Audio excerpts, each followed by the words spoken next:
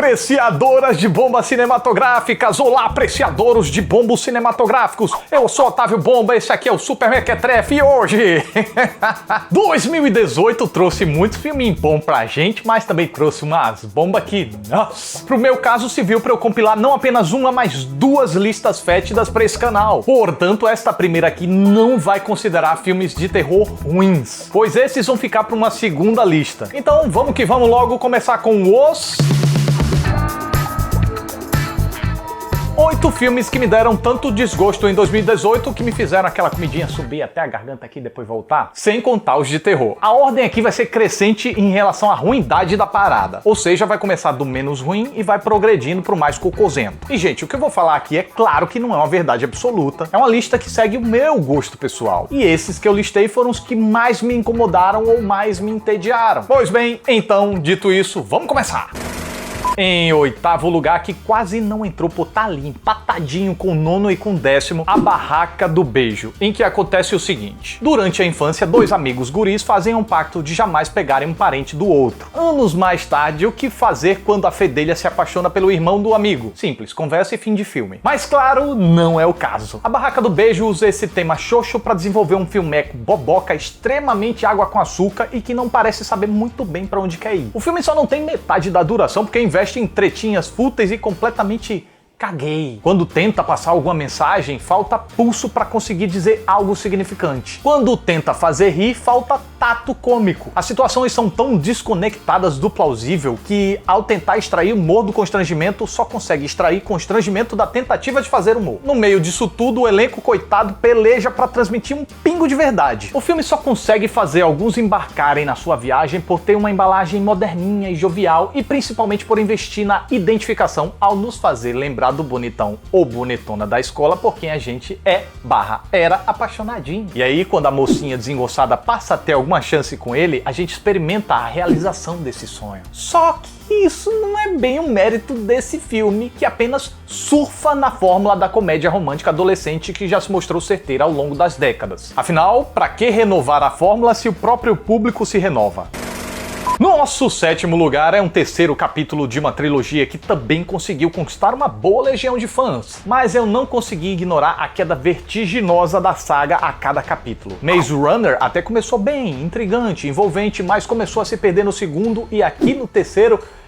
Eita biloura! No mundo pós-apocalíptico que sofre com a doença zumbizesca que está dizimando a humanidade, o enredo prefere se concentrar numa missão de resgate genérica de um sujeito só, literalmente esquecendo da cura do vírus. Sim, no filme anterior salvaram a zoiuda com o sangue do Thomas, e aqui os roteiristas têm a pachorra de fazer o personagem gritar que... There is no goddamn cure. E a missão só não é estupidamente suicida porque o roteiro força muito com conveniências para que o mocinho sobreviva e progrida. É uma salvação milagrosa no último minuto, uma após a outra. E assim como no filme anterior da lista, Maze Runner, a cura mortal, também sofre com uma falta de identidade absurda. A diferença é que esse replica convenções do gênero de ação e aventura. E além de tudo isso, haja ideias jogadas e pontas frouxas que não se conectam de jeito nenhum. Afinal, como a pesquisa passa de um labirinto, no primeiro filme, para usar imunes como pilhas, no segundo, para criar realidades virtuais e tirar a aguinha deles para tentar achar a cura. São apenas invencionices aleatórias que vão sendo somadas, subestimando a inteligência do espectador. E até quando o filme consegue contornar esses problemas e oferece momentos empolgantes, parece que se empolga e passa do ponto com reviravoltas desnecessárias e facilmente telegrafadas.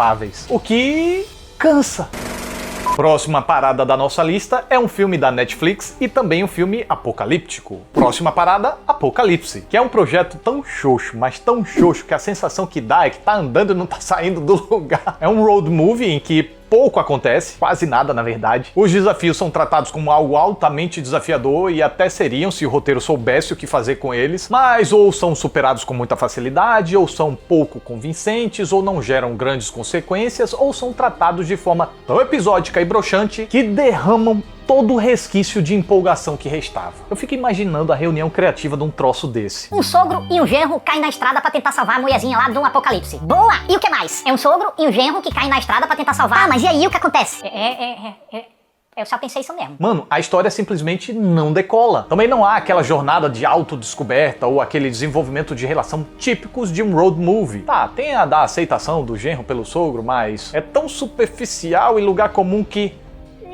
E como se já não tivesse sem sal o suficiente, ainda consegue piorar quando abandona a estrada e se concentra num drama fajuto, absurdo e chato. Próxima parada, Apocalipse ainda é tão sem noção da própria existência que continua quando devia terminar e termina quando devia continuar.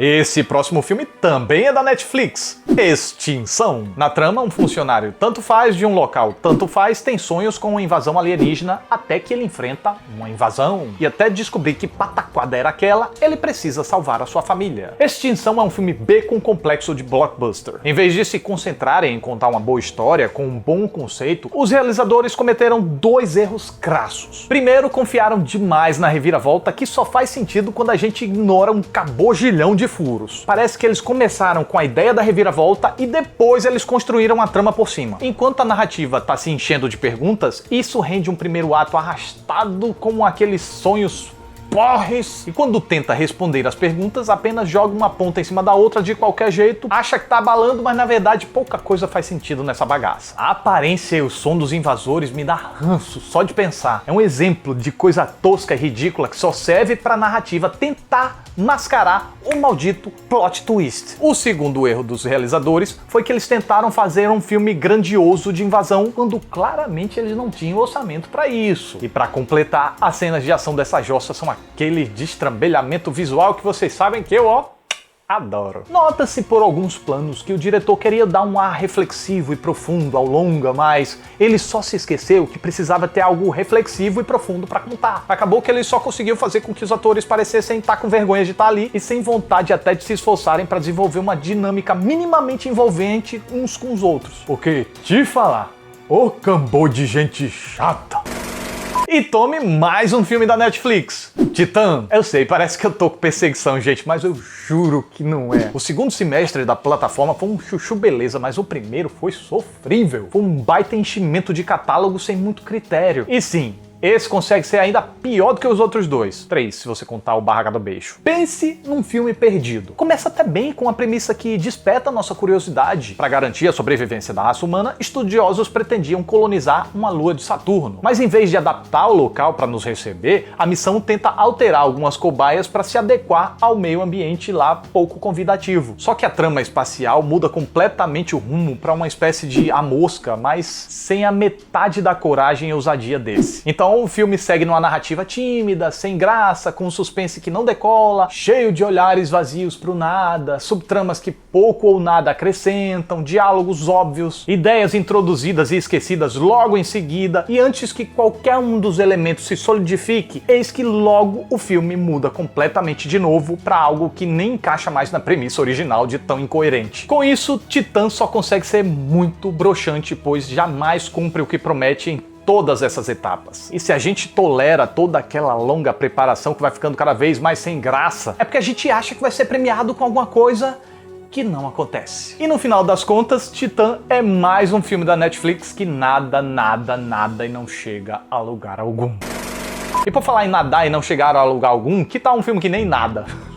Você chega lá, todo pimpão no serviço de streaming, vê um filme com Keanu Reeves e pensa: opa, é mais um filme com aquele cara que diz John Wick e dá as porradas nas pessoas todas? E acaba se chocando com esse pseudo-drama, pseudo-romântico que mistura pseudo-espionagem com pseudo-máfia e fica só na pseudagem mesmo. Keanu Reeves é um intermediário de joias raras. Quando ele fecha uma venda com um mafioso russo, seu fornecedor resolve escafedece-se, o que deixa o sujeito de saia justa diante do comprador bandidão. Enquanto isso, ele mata o tempo dando umas bimbadinhas com uma atendente russa que se apaixona por ele, enquanto ele só tá pensando mesmo se vai conseguir sobreviver mais um dia. Agora imagine isso numa narrativa que demora horrores e se perde com relações desinteressantes e desnecessárias do Keanu Reeves com a família da mulher lá. Não tem um quinto da atenção que poderia ter, e quando deixa pra acontecer alguma coisa que poderia nos sacolejar, já tá lá perto do final e acaba acaba. O romance, que na verdade é só um caso mesmo, é até tratado de forma bem realista, flui naturalmente, e isso poderia render um estudo interessante de personagens e relação, se o filme se dedicasse a isso, mas como apenas pincela deixando em banho-maria, enquanto mantém a gente muito mais interessado nas negociações do sujeito, apenas fica aquela subtrama balangandã, avulsa, que interrompe a trama principal o tempo todo. E até a trilha sonora constante, baixinha ao fundo, deveria manter um clima uniformemente tenso, mas só consegue manter mesmo o marasmo. E foi assim que Sibéria conseguiu nosso terceiro lugar no pódio. Mas calma lá, que ainda piora, pois a gente ainda tem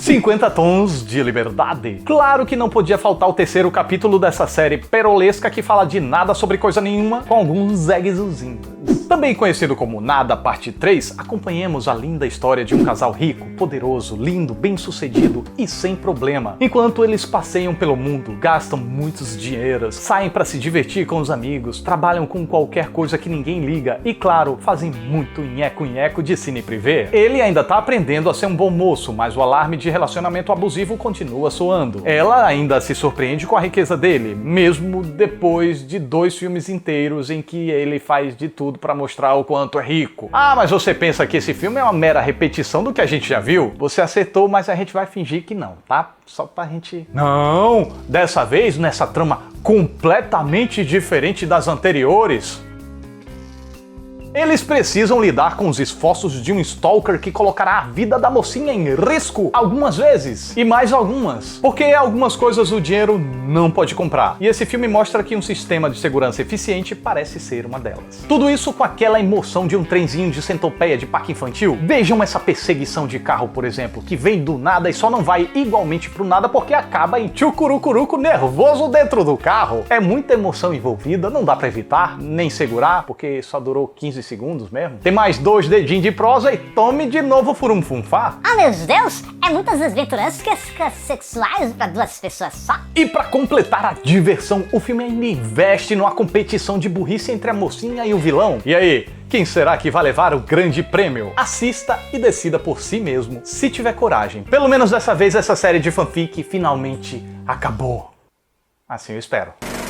E em primeiríssimo lugar do nosso hall do desprestígio de 2018 é o desfile de carnaval da Oprah Winfrey, o filme da alface voadora, Uma Dobra no Tempo. No enredo, um pai tá de saco cheio da família, passa um migué psicodélico como desculpa esfarrapada e vai parar nos cafundó do Yabadabadu. 4 anos depois, seus 2 filhos recebem a visita de 3 fadas drag queens que fuxicam onde o homem tá escondido e os guris malas vão lá acabar com o sossego do homem. Pessoal, pense numa briga, pois era eu de um lado tentando gostar do filme e o filme do outro se esforçando pra eu detestá-lo. Eu não dei conta, a cafonice, a chatice e a arrastadice do filme foram mais fortes. Leva 2 atos preparando com personagens que entram e saem sem acrescentar muita coisa, além de uma mensagem motivacional. Aí quando parece que vai acontecer alguma coisa, vem um terceiro ato mequetrefe, cheio de conflitos pouco empolgantes, aleatórios e que não obedece uma relação causal lógica. E haja pieguice, hein? É tanto amor, amor, amor que eu achei que eu tinha errado, tinha ido parar num show de sertanejo. E além de não engrenar e ser piegas, o filme ainda é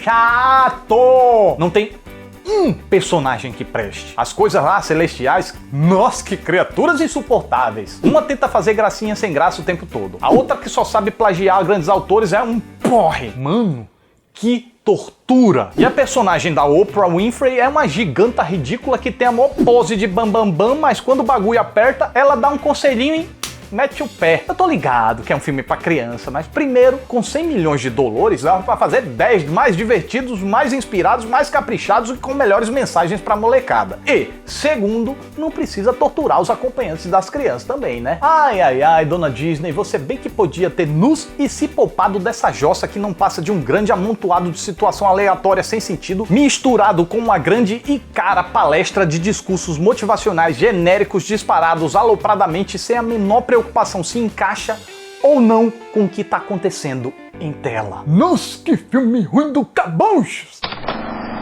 Pessoal, como eu disse lá no início, também vai ter uma lista de piores filmes de terror do ano. Eu decidi dividir, por quê? Porque eu percebi que a lista final tava muito cheia de terror. Putz, dá pra fazer uma lista só de terror aqui, porque o que tem de terror mequetrefe, vocês não têm ideia. Alguns promissores filmes acabaram ficando de fora dessa lista porque eu não vi, e outros que quase entraram, mas faltou muito pouquinho. Que foi o Mentes Sombrias e o No Olho do Furacão. Então é isso, esse Super 8 Cocosento tá chegando ao final. Eu fico muito grato pela atenção de vocês. Muito obrigado, até a próxima. Tchau, é isso aí. O som tá ficando cocô, vocês não estão ouvindo nada, tá fazendo um monte de... E dance, porque é vídeo de coisa ruim, então a gente faz improvisado, a gente fala qualquer coisa. Né? Vamos apertar a descarga agora.